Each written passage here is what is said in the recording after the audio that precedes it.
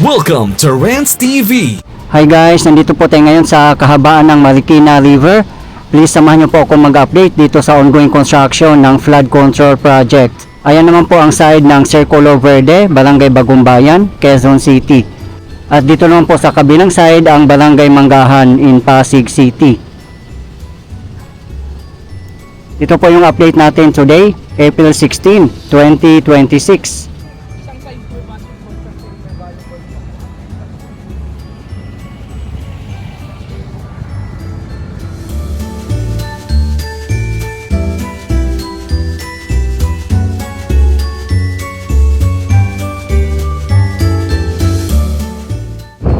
Dito naman sa side ng Circulo Verde Bridge, dito naman sa likod ng retaining wall ay hindi pa rin po natatambakan ng mga lupa. Yung pinakamataas po, yan po ang magiging concrete railing. Magkakaroon po kasi yan ng pathway.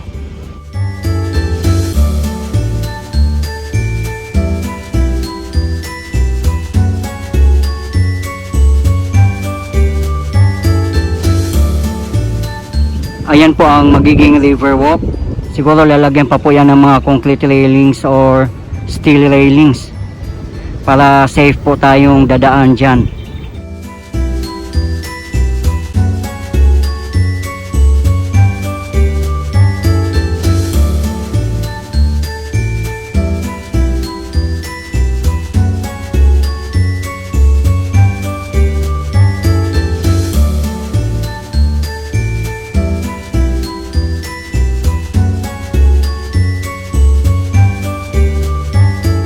Ang mga contractors po dito ay joint venture ng Toyo Construction Company Limited and Shimizu Corporation. Sila po ay mga Japanese construction firms. At ang kabuuang project naman po from Marikina Bayan in Marikina City up to Barangay Manggahan in Pasig City ay funded po ng JICA or Japan International Cooperation Agency. Napakalaking project po ito guys at kabilaan pa po. Kahit Japanese construction firms po ang mga contractors dito, yung mga workers naman po ay mga Filipino. Nagkaroon pa rin po ng job opportunity ang ating mga kababayan.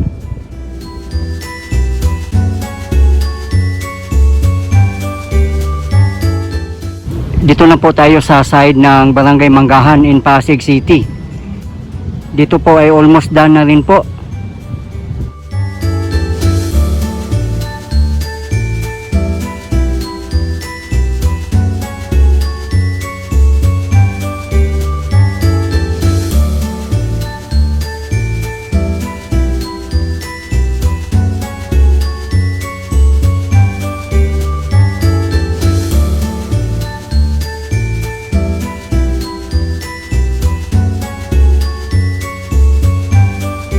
Sobrang tibay po niya kasi may mga bato pa po ayan o yung nakalubog po sa ilog mismo.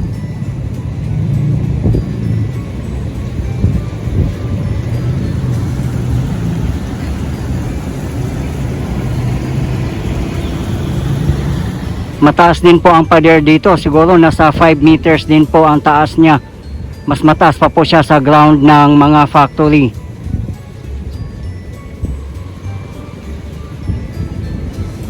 At yung pinakataas niya, yan po ay concrete railing at meron po yung pathway. At yung pinaka river walk po niya, yung nasa baba.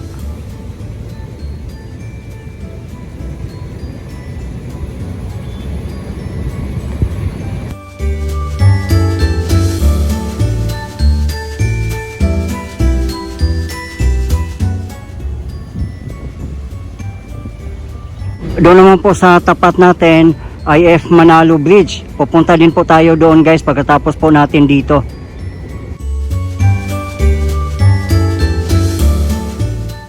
Siguro in future magkakaroon na po dito ng mga boat rides papuntang Pasig River. Paikot-ikot guys no, isa po sa ating mga transportasyon. Sana po magkakaroon. Ayan lang po sa tapat natin ang floodway. Meron din po tayong update dyan guys. Sa aking previous video lang po.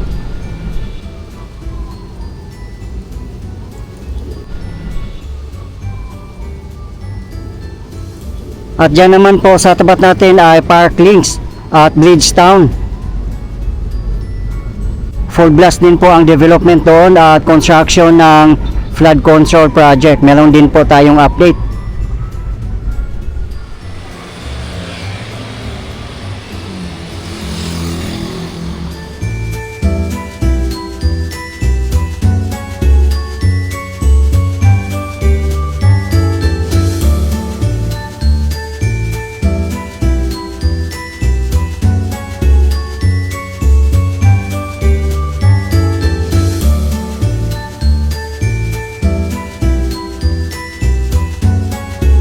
Nandito na po tayo guys sa F. Manalo Bridge. Dito naman po ay nagtatambak po sila dito ng lupa yung sa likod ng retaining wall.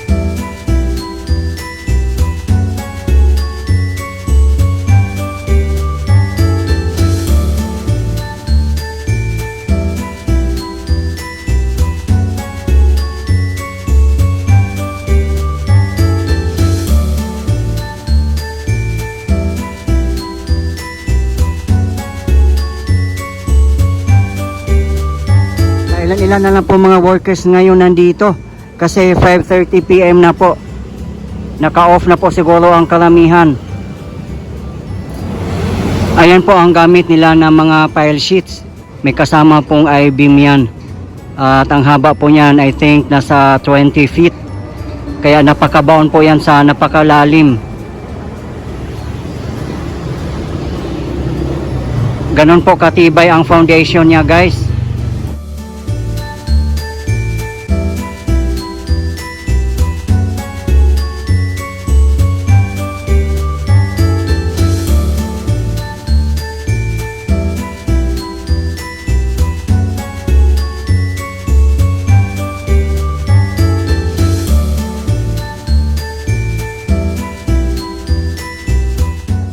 Kaya nahuli po yung portion na yan kasi drainage system po yan.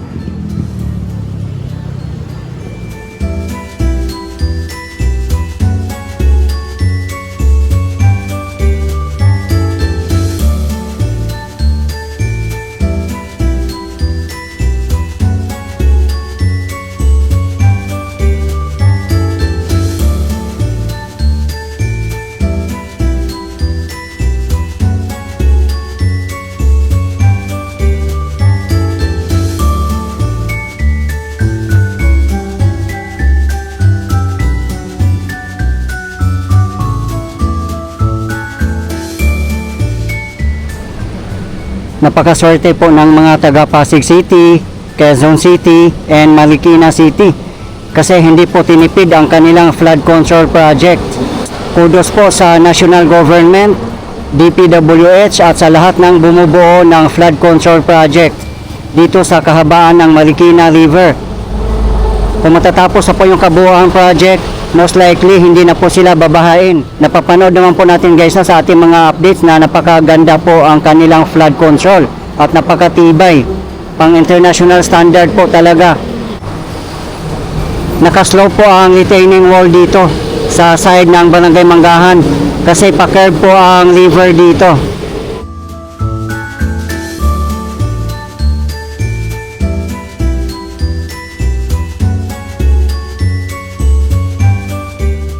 Yung nakikita naman po natin dito na malawak na lupa, ayan po ay temporary lang po yan. Ginagamit lang po nila yan as yard at kalsada para meron po silang working area at madadaanan ng kanilang backhoe, dump truck, bulldozer at iba pa. Then later on, pag matatapos na po dito na segment, ay tatanggalin po nila yung mga lupa na yan at papalitan ng mga bato. Same po doon sa nakita natin doon, oh. at magkakaroon din po ng dredging at the same time.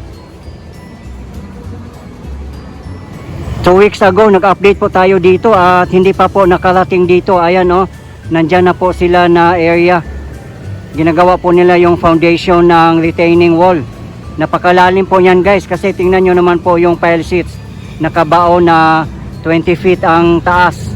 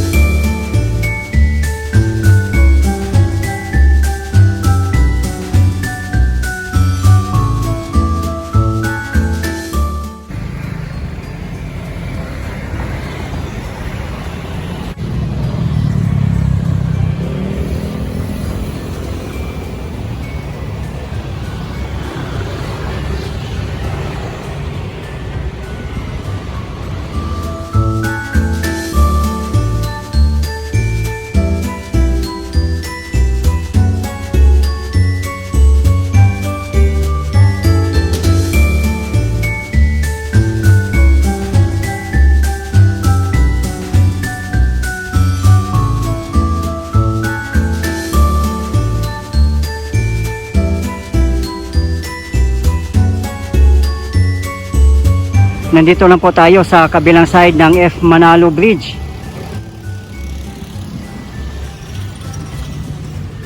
Kahit dito po na area guys ay full blast pa rin po ang construction dito. Ang laki na po ng improvement.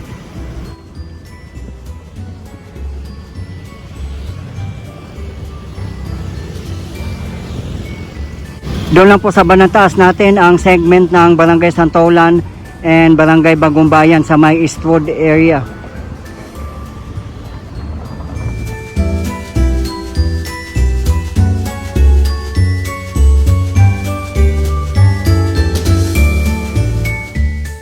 Sa mga hindi po nakakalam, ang pinaka-source po ng Marikina River ay galing po ito sa kabundukan ng Sierra Madre. Nasa taas po natin.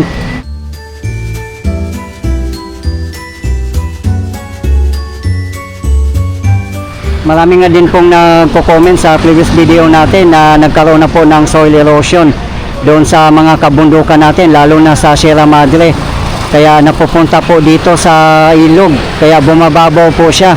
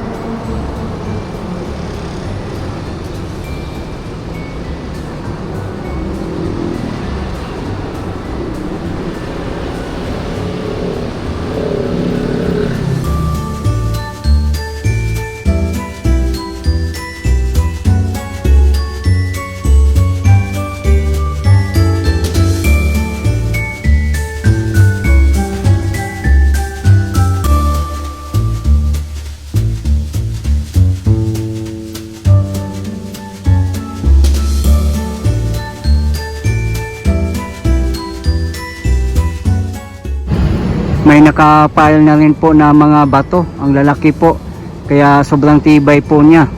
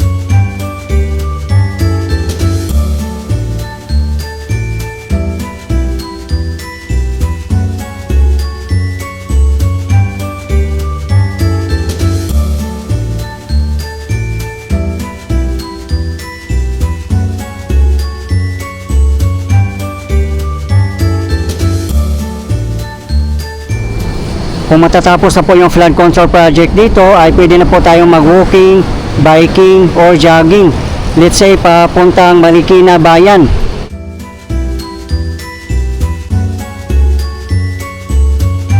Ay magkakaroon po ito ng lever park, esplanade, bike lanes, at iba pa. Kaya hindi lang po ito pambaha, kundi pasyalan na rin po natin. Okay guys, ito po yung latest update natin ngayon dito sa flood control project dito sa Barangay Bagumbayan in Quezon City and Barangay Manggahan in Pasig City segment as of today, April 16, 2026. Maraming salamat po sa patuloy yung suporta at panonood ng aking mga videos.